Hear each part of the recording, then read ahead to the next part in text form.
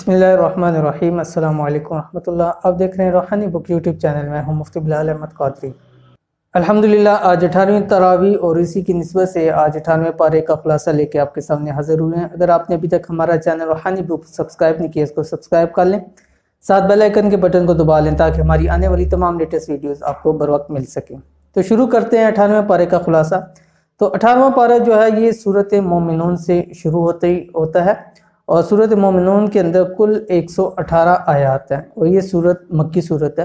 इब्तिदाई के अंदर अल्लाह ताला ने मोमिनीन की ऐसी सिफ़ात बयान फरमाई है, 7 सिफ़ात, कि जो भी उस शख्स उस पर अमल कर लेगा वो जन्नतुल फिरदौस का इंशाल्लाह मुस्तहिक बन जाता है। वो कौन सी 7 सिफ़ात आपके सामने जिक्र करते हैं ताकि हम उन सिफ़ात के ऊपर चल के अपनी ज़िंदगी को गुजारें और हम भी जन्नतुल फिरदौस के हकदार बन जाए।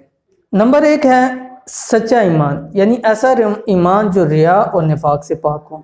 नंबर 2 फरमाया नमाज के अंदर खुशू और खुजू करने वाले लोग। नंबर 3 लग़्व से एराज, यानी बेफ़ायदा बेचीज़ बातों से बेफ़ायदा कामों से जो है वो अपने आप को बचा के रखें। नंबर 4 हकूकुल्लाह के साथ हकूकुल इबाद का भी ख्याल रखें और ज़कात की अदायगी करें। नंबर 5 ज़िना और फहश कामों से अपने आप को बचा के रखें। नंबर 6 अमानतों की हिफाजत करें और वादों को पूरा करें। नंबर 7 फरमाया नमाज़ों की हिफाजत करें। तो फरमाया कि ये मोमिनीन की सिफ़ात है, जो इन सिफ़ात के ऊपर उतरेगा कल क़यामत के दिन वो जन्नतुल फिरदौस का मुस्तहिक होगा। तो हमें चाहिए कि हम भी इस 7 चीज़ों पर अमल करें ताकि क़यामत के दिन हम भी अल्लाह ताला की शफ़ाअत के मुस्तहिक बने और जन्नतुल फिरदौस के मुस्तहिक बने। इसके बाद अल्लाह ताला ने इंसान की वजूद की तख्लीकी मराहिल को ज़िक्र किया और उसके अंदर अल्लाह ताला ने वो चीज़ें बयान की जो 1400 साल पहले थी, जिसको आज साइंस अपनी उसको मान रहा है अपनी मशीनरी और इन चीज़ों की वजह से। और वो क्या मराहिल थे वो पिछले भी एक पारे के अंदर तफसीर के अंदर गुजर गया था कि इंसान को पहले नुत्फ़े से पैदा किया, फिर नुत्फ़े से गोश्त बनना, लोथड़ा बनना, बोटी बनी, हड्डी बनी, उसके ऊपर खाल आई, पूरे मराहिल को जिक्र कर दिया। ये 1400 साल पहले अल्लाह ताला ने इसको जिक्र फरमा दिया और आज साइंस इसकी तहकीक करती है और एक एक हर्फ को सच्चा कहती है कि जो जो कुरान के अंदर लिखा हुआ ये सारे इंसान की तख्लीकी मराहिल के अंदर सच है। तो उसका जिक्र कर दिया। उसके बाद अल्लाह ताला ने तकवीनी दलाइल दिए। तकवीनी दलाइल वो जो कि इंसान को नज़र आके देख के इंसान उसका मुशाहदा कर सकते हैं। ये थोड़ी सी उसको तगोदो करे तो वो इस तक पहुँच जाता है कि एक ज़ात है जो ये सब कुछ कर रही है। फरमाया कि 7 आसमानों में, ये नंबर 1 है कि 7 आसमानों के अंदर जो अजीब मखलूक पाई जाती हैं उनका खालिक अल्लाह ताला है। नंबर 2 फरमाया कि बारिश का बरसाना और उस बारिश के ज़रिए ज़मीन से मुख्तलिफ फलों का उगाना, ये वो एक रब ज़ात करने वाली है। नंबर 3 चौपाओं और उनके अंदर दूध, गोश्त और ऊन जैसे मुनाफे को पैदा करना।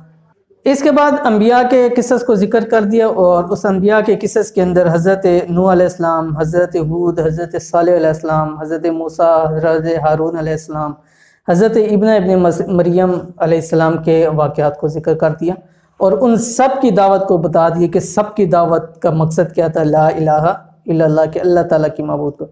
लेकिन उनके बाद में जो उम्मतें थी उन्होंने इसके अंदर इख्तलाफात के अंदर पड़ गए और अपने मज़हब को, इन चीज़ों को ख्वाहिशात के ताबे कर दिया। तो सब अब ये यहाँ एक बात चीज़ है कि अक्सर लोग कहते हैं हर चीज़ के अंदर इख्तलाफात होते हैं, तो इख्तलाफात कैसे दूर हों, ये बड़ी एक अहम बात है। हम अपने अंदर भी देखें, हमारे अंदर मुख्तलिफ़ किस्म के इख्तलाफात हैं, हर तरह के इख्तलाफात हैं, लेकिन इख्तलाफात कैसे दूर हों, उनका क्या है? तो याद रखिए कि इख्तलाफात ख़त्म करने का सिर्फ़ और सिर्फ एक हल है। क्या है? कि हम अपने आप को कुरान और सुन्नत के सामने सर तस्लीम कर लें, गर्दन उसके सामने रख दें। बस जो कुरान और सुन्नत है वही हमारा जो है दीन होगा, वही हमारी बात होगी। तो इख्तलाफात ही ख़त्म हो जाते हैं। ज़ाहिर है जिसने भी बात करनी है कुरान और सुन्नत से ही करेगा, जो इससे बाहर से बात करेगा ज़रा उसकी बात है ही लागू है। तो हमारे इख्तलाफात ख़त्म करने का सबसे बेहतरीन हल क्या है कि कुरान और सुन्नत की तरफ हम आ जाएँ। लेकिन हम इस तरफ आते नहीं, मुख्तलिफ बहस में मुख्तलिफ चीज़ों के अंदर पढ़ के हमने उस चीज़ को तोड़ दिया। और जो अल्लाह ताला ने फरमाया था कि एक हो जाओ तो फ़र्क़े में ना पड़ो, अल्लाह की रस्सी को मजबूती से पकड़ लो, हमने भी उनको छोड़ दिया जैसे पहली उम्मतों ने इसके अंदर इख्तलाफात शुरू कर दिए थे। इसके बाद अल्लाह ताला ने अपने नेक बंदों की 4 सिफ़ात को जिक्र किया कि जो अल्लाह ताला के नेक बंदे कौन है। नंबर 1 फरमाया कि अल्लाह के अज़ाब से डरते हैं। नंबर 2 फरमाया अल्लाह की तकवीनी तशरीई आयात पर ईमान लेके आते हैं। नंबर 3 ریا سے بچتے ہیں، یعنی وہ کام کرتے ہیں جو صرف اللہ کی رضا کے لیے، لوگوں کو دکھانے کے لیے نہیں۔ نمبر 4 فرمایا احسان کی صفت حاصل ہوتی ہے، یعنی اعمال نیک کرتے بھی ہیں اور اس کے اوپر بھی ڈرتے ہیں، پتہ نہیں ہمارے اعمال اللہ کے ہاں قبول ہیں یا قبول نہیں ہیں، یعنی اس چیز کے اوپر بھی ہوتے ہیں۔ تو یہ مومنوں کی صفات کو ذکر کرتی ہے۔ اور اسی کے طرح بد نصیب جو لوگ ہیں ان کے بھی ذکر کر دیا، ان کی بھی صفات کو ذکر کیا۔ فرمایا نمبر 1 کون لوگ ہیں کہ جو عقلوں کو استعمال نہیں کرتے۔ نمبر 2 فرمایا محض ضد اور عناد کی وجہ سے اللہ کے رسول کو جھٹلاتے ہیں۔ نمبر 3 سوالی انداز اختیار کیا اور فرمایا کہ انہیں محمد رسول اللہ صلی اللہ علیہ وسلم میں معاذ اللہ کوئی جنون کے اثار دکھائی دیتے ہیں۔ پھر آگے فرمایا کہ قیامت کے دن 2 گروہ ہو جائیں گے، ایک گروہ سعداء کا یعنی نیک بختوں کا، ان کے اعمال بھاری ہوں گے، اور دوسرا گروہ اشقیاء کا یعنی بدبخت لوگوں کا، ان کے جو نامہ اعمال ہیں وہ ہلکے ہوں گے۔ اس کے بعد قرآن کریم کے اندر پہ جو لوگ ناکام ہوں گے، نامراد ہیں، اشقیاء لوگ ہیں، ان سے آخر کے اندر جو سوال کیا جائے گا اس کو قرآن کریم نے ذکر کیا، اور ان سے سوال کیا جائے گا کہ تم دنیا کے اندر کتنا رہے ہو، تم دنیا کے اندر کتنا رہے ہو۔ کیوں؟ جب ان کے اعمال ان کے واپس لٹائے جائیں گے اور جو ناکام ہو جائیں گے تو وہ تمنا کریں گے کاش ہم واپس دنیا کی طرف لٹا دیے جائیں تاکہ ہم اپنے اعمال دوبارہ اچھے کر دیے جائیں، لیکن ان کی ظاہر بات ہے تمنا تو پوری نہیں ہوگی۔ پھر ان سے پوچھا جائے گا دنیا کے اندر کتنے رہے ہو، وہ کہیں گے 1 روز یا اس سے بھی کم، تو انہیں جواب دیا جائے گا کہ وہاں تم بہت کم رہے ہو، کاش تم جانتے۔ اور یہ صورت مکمل ہوئی صورت مومنون، اور اس کی آخری آیت کے اندر اللہ تعالیٰ نے دعا سکھلائی اور اس پر صورت ختم کی، دعا کیا، اس کا ترجمہ فرمایا اے میرے رب مجھے معاف فرما دے، مجھ پر رحم فرما، تو سب رحم کرنے والوں سے زیادہ رحم کرنے والا ہے۔ اور اس کے اوپر جو ہے وہ صورت مومنون کو مکمل کر دیا۔ اس کے بعد آگے صورت نور شروع ہو جاتی ہے۔ صورت نور یہ مدنی صورت ہے اور اس کے اندر کل 64 آیات ہیں، اور نور اس لیے کہا جاتا ہے کہ اس میں صورت کے اندر جو ہے وہ لفظ آیا ہوا ہے نور کا، اس لیے اس کو نور کہا جاتا ہے۔ اور صورت نور کے اندر جو احکامات نازل ہوئے ہیں وہ زیادہ عفت و عصمت سے، یعنی انسان کے جو عفت ہے، عصمت ہے، اس سے متعلق احکامات کو ذکر کیا، اور بہت سارے احکام اور آداب اس صورت کے اندر ذکر کر دیے۔ ہے تو بہت لمبی تفصیل ہے لیکن مختصر سا تمام احکام اور آداب کی ترتیب وار آپ کو بتا دیتے تاکہ پتہ چل جائے کہ اس صورت کے اندر اللہ تعالیٰ نے کون سے احکامات کو نازل کیا۔ ان میں سے نمبر 1 احکام سب سے پہلے فرمایا زنا۔ اگر کوئی شخص زنا کرتا ہے تو اس کی سزا کیا ہے۔ اس میں 2 کیٹیگریاں رکھی ہیں، ایک شادی شدہ اور ایک غیر شادی شدہ۔ اگر ایک شادی شدہ مرد یا عورت زنا کرتے ہیں تو ان کی سزا 100 کوڑے ہیں، اور اگر وہ شادی شدہ ہیں، شادی کے بعد یہ گناہ کرتے ہیں، اس صورت کے اندر ان کو رجم کیا جاتا ہے۔ آگے تیسرا حکم قذف کا ہے۔ قذف کیا ہے؟ کسی عاقل بالغ پاک دامن مرد یا عورت پہ کوئی الزام لگائے، بہتان لگائے، تو اگر وہ ثابت نہ کر پائے تو اس کو 80 کوڑے لگائے جائیں۔ چوتھا حکم لعان کا ہے، میاں بیوی کے ساتھ ہے، یعنی اگر کوئی شوہر اپنی بیوی کو دیکھ لیتا ہے کہ کسی کے ساتھ اس نے زنا کیا اور اس کے بعد ثبوت نہیں ہے تو میاں بیوی ایک دوسرے پہ لعنت کریں گے، پھر ان کے درمیان جو ہے وہ جدائی کروا دی جائے گی۔ 5واں جو واقعہ ہے قصہ افک۔ قصہ افک کیا ہے؟